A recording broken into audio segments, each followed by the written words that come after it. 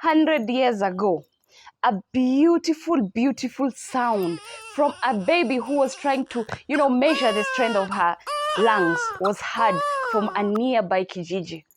Well, there was a lot of jubilation and ululation because one beautiful, miraculous child was just born to the Oromo community. Well, join me in Nkaulele as I take you through the birth and eventually the story of a beautiful Oromo queen that was known as the Dreamer.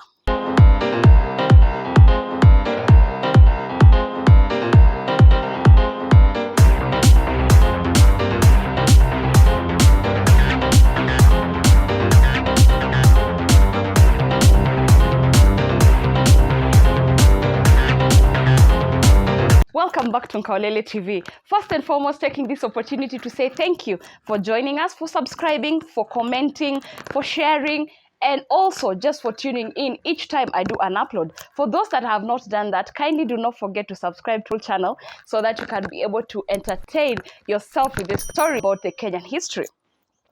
Well, today I want to tell you a full story of a beautiful princess who was born to the Oromo community. Like I just started my story. After the birth of this beautiful, beautiful child, the midwife who was there to deliver the child, clean, wrap tu poa, na akampeana kwa mzazi wake. The mother looked at this beautiful kid and she was like, well, I'm gonna name her Hawecha. One very sad, sad day, Hawecha unfortunately lost her father. This man was also known as a very powerful community elder. He died, and unfortunately, just a few years later, the sister also passed away. This was really, really sad for Hawecha and the mom. And the only thing they had was eventually just each other. We unipatie nguvu, nikupatie nguvu. We just hold each other and have a normal life. Well, within this period of death, and mourning and burials, Hawecha started having powerful dreams. She would share things. She would foresee things in her dreams. She would sleep and in the morning, she would talk about her dreams. And eventually they would actually come to happen.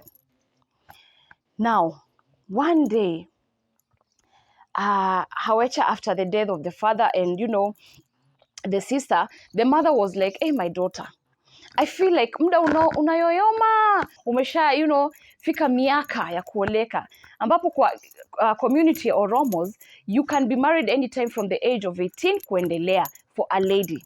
A man would marry even from 20s and kuendelea. So akamwambia sasa in case I hear something I will let you know, kwa sababu mimi kuna vile naona itabidi usettle. I'm lonely, you're lonely, we need kids, we need people around the family. Those of you who don't know about the Oromo community, today we're going to talk about marriage. Well, at the age of 18, Hawecha was already all beautiful and, curvy, and every man that would see her really wanted to get married to her.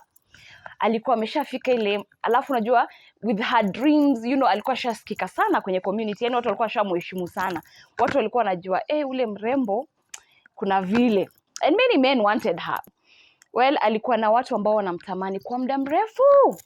The mom decided apana, I think we should arrange a marriage for her. So, well, in the Oromo community, especially when you talk about arranged marriages, there's always those people that are called mediators. Mediators are practically sent by the mother of the bride and mother of the groom to go and converse. Waende waelewane, alafu walete information back home. So traditionally, there's this guy that they spotted and they really, really, thought they can arrange something. His name was Jules. The mom kind of felt like wanaweza kuwa something na the daughter. So of course, familia ya Jules na familia ya Hawecha wakatuma mediators waende wa meet. And you know what? They actually meet on common ground. It is that serious. It should not favor you. Environment should not, favor you. Waka meet. So the guys were like, mimi nimetumwa kutoka kwa familia fulani, nimekuja kuambia tunataka mrembo. And then the other side were like, okay, so ikiwa nataka kuoa huku, itakuwa hivi na hivi na hivi, and then tunaweza ongea from there. Of course, the information was taken back home. And there was no issue. Jules was just a handsome young guy.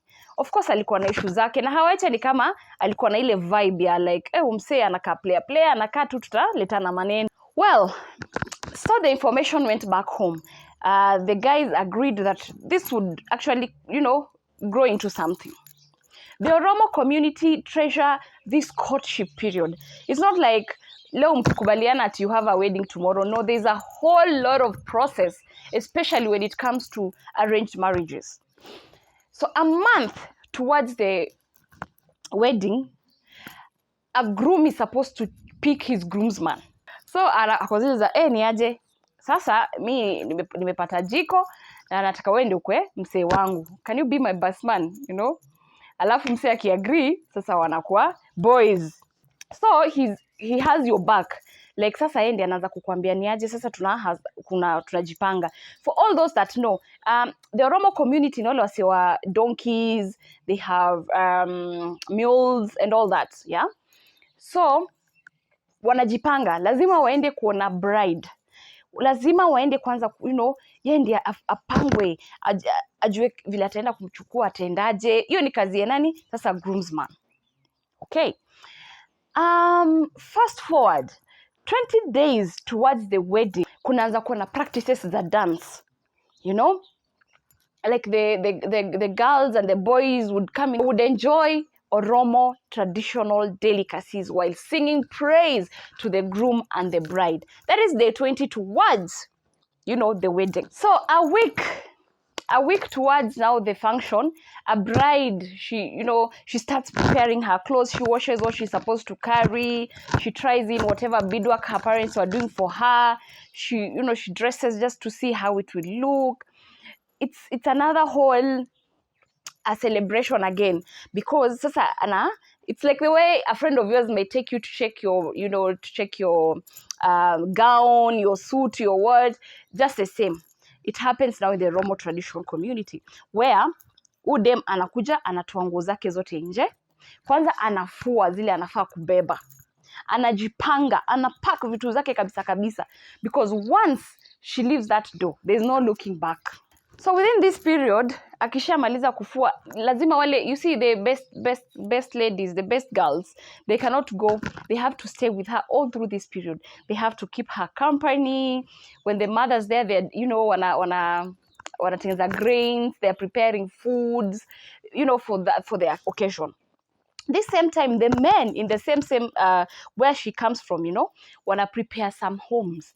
Apparently in the Oromo community, there are some houses that are built literally just because of, the function, marriage. Okay? So they are wanakatakata makuni za kupika sherehe, wanajiprepare, wanaanza kujenga ile manyumba. There's some temporary houses that they do that once, the whole function is done, they will just bring it down. But lazima zijengwe. That is what? 1 week towards what? The function. So, watu wamelala usiku, the groom, the bride is being advised, the groom is being advised, and finally the D-Day is here. Hawecha, she is dressed in the best costumes made for a beautiful, beautiful bride. She's looking, just amazing. Oromo pia wako na beadwork. So there are specific dresses that they do. There's a white apparel they do that has beautiful, beautiful beadwork. It's beautiful white linen, okay? The guy on the other side is also done for beautiful white linen. Iko na groom details. That is just done for the function.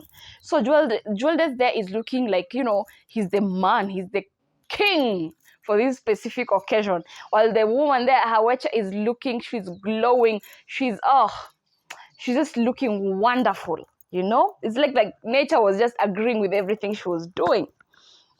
On this particular day, the groom is welcomed by, people singing around him. Kwao nyumbani bado, wanamwimbia, wanampa sifa, nini. They are preparing him as they start to take a walk to the bride's home. Hawecha yako kwenye nyumba ametulia, amerelax, hamna maneno, mzee amkujie. Okay. Jeweldes is being accompanied by women singing, hiyo barabara yote, they are coming. Now, if he comes from a wealthy family, there have to be bullets shot in the air. Okay. So, ukitoka kwenu kwa gate, alafu kukwenda pa you're from a wealthy family. Okay?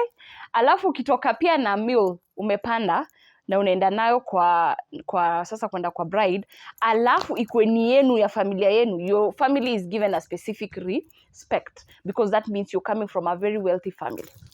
Anyways, so he comes from a very good family, so there was, you know, gunshots and singing and music and drums, and people are walking now towards the bride's home. On reaching the bride's gate, it is locked. Okay, the aunties and her friends, they come there and stand by the other side of the gate. Naye anasimama ile side nyingine ya gate. Sasa wanaangaliana. So, kina Hawecha pande mwingine, aunties zake wanaitisha do. So you can say whatever amount you want, they negotiate. I don't know, I've seen that in other rural shows. Like, even in our tribe, the Maasai community, and even the Kikuyu community, I've seen something like that, where you're not allowed to pita the gate. Even, I think other communities also have that. Munasema, mimi nataka ng'ombe, si tunataka mbuzi, tunataka hii pesa. So you kind of negotiate until mwelewane, sasa ndio mnawafungulia gate. The same happened. And lucky for this dude, he comes from a good family and a wealthy one. So, alikuwa na kila kitu yenye alitishwa. So, the gate was opened. Another celebration. You know, that's another step towards, you know, the whole process. Remember I had mentioned about those houses. So, sasa familia kina Hawecha, wao ndio host. So, wanawaserve food, wanawaletea. Sasa groom bado hajaona bride, wanawaletea food huko na macompanions wake nini. And then finally now ni saa ya sherehe. After wameshiba, wamekula, wameenjoy food, time to celebrate. So Hawecha na bwanake wanakalishwa pahali pamoja. Now it is up to the community to come and bless them, sing for them, dance around them, you know, just celebrating this union. It is already done. By the time they start eating at the bride's home, that is a done union already. Now it is up to bless the community to bless them, gift them, and then that's it.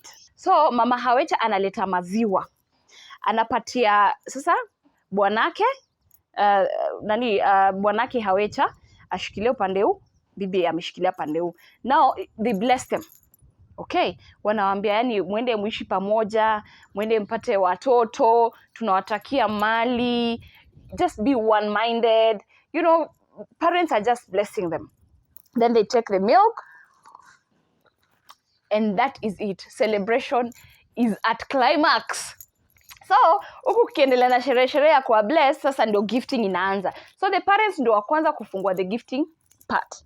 Wakisha wa bless, sasa watu wengine kwa kijiji wanakuja, wanaanza kuwaletea masherehe ninio, magift zao, wanawa bless.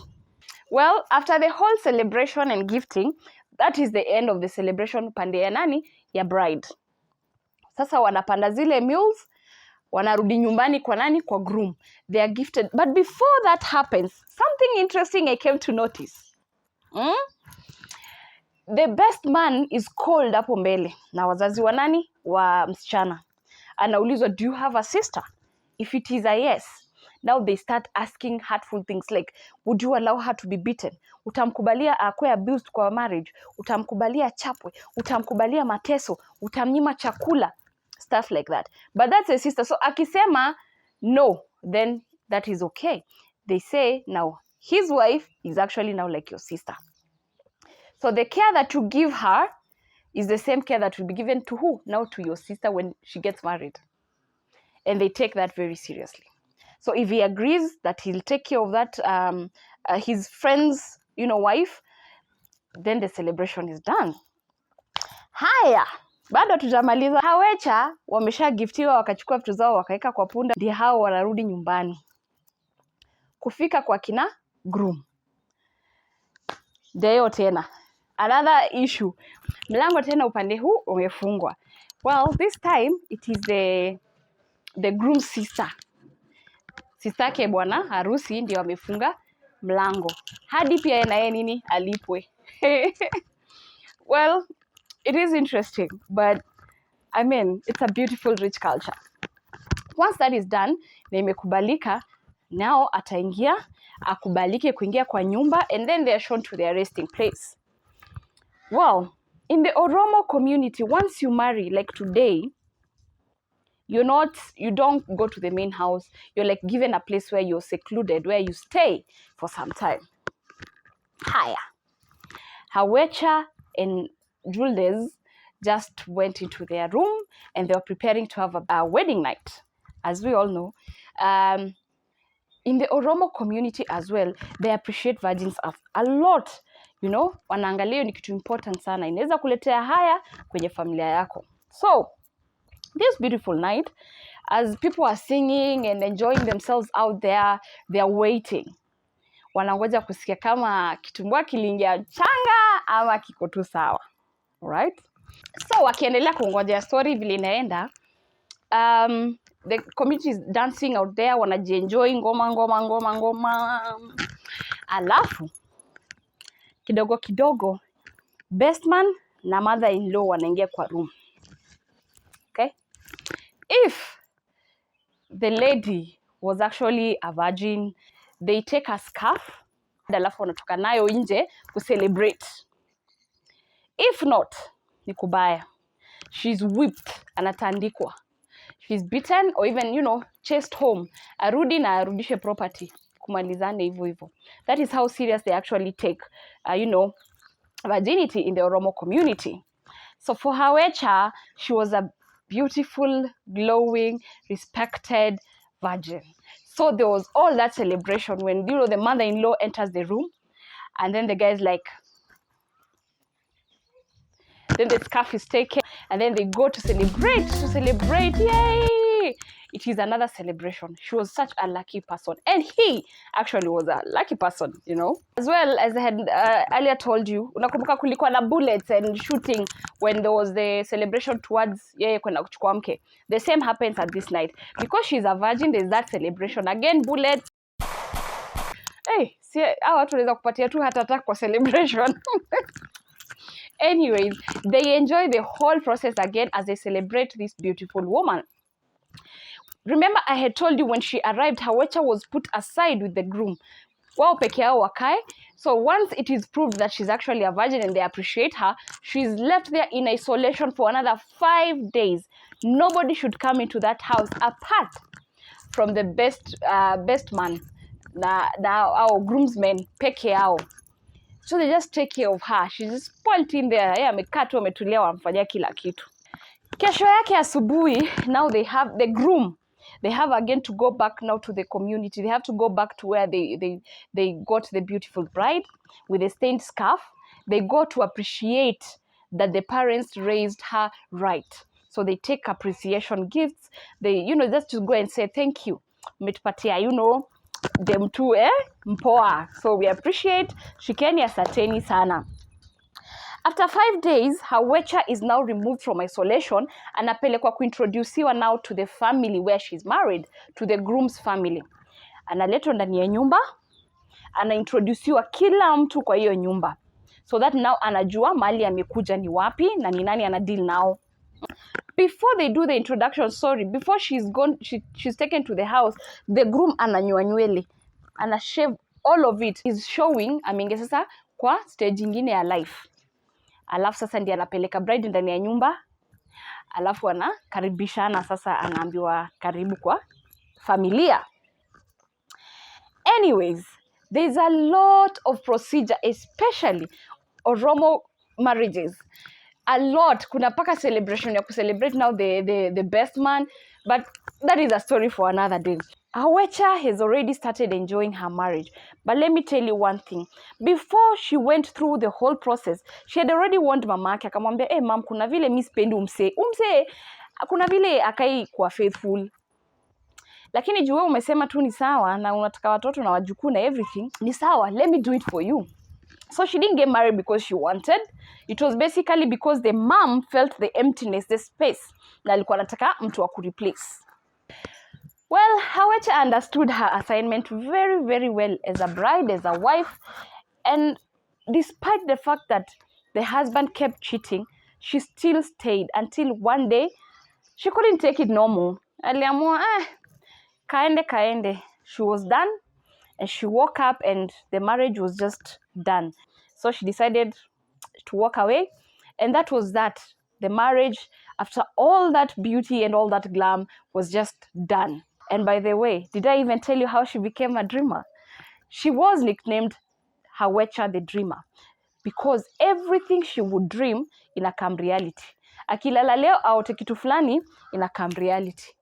Like all the time dreams zake hakuna kitu shaipita community yake bila yeye kuona, be it famine, be it drought, be it illnesses and sicknesses, whatever. She would always warn the community before it happened because she would sleep and dream. Well, among other African communities, the Oromo community, they never give women that place, at the table. But Hawecha grabbed her opportunity. She was unquestionable. She was strong. She was fierce. They were literally almost worshipping Hawecha because of her power, her courage to stand for her community, to fight for the people in her community, men, women, children, to warn her community of calamities and all that. She became one of the most respected, prophets in the Oromo community. Remember, she was a divorcee. She was a woman, but she gained her place on the table in the Oromo community. Hawecha's story of power and strength and, the dreams were known and were spread throughout the, Oromo community. She rose to be one woman of unquestionable power. And people really waited to just hear her wake up in the morning and listen to what she has to say. Alikuwa ni yule msee, akiota ina happen. Nothing much has actually been said about her death. But the first missionary school ever named after Hawecha, it was Hawecha Primary School. That is the strength of a woman who was a dreamer, who never stopped at anything to help her community to grow. This beautiful prophetess will forever be remembered in the Marsabit community, in the Oromo community. People will always celebrate her each day because she made a name for herself. She is Hawecha, the dreamer, the beautiful Oromo dreamer who guided her community through calamities, through diseases, through drought, through so many things. It has been an amazing time that I've had narrating this wonderful story. I hope you have learned something about Hawecha, and I hope you've also learned something about arranged marriages, especially in the Oromo community. In life, you gain strength, you gain courage, and you gain confidence by every experience in which you really stop to look fear in the face. And remember that every little dream is actually valid. Until next time, I'm your host, Nasha. This is Nkaulele TV. Take care.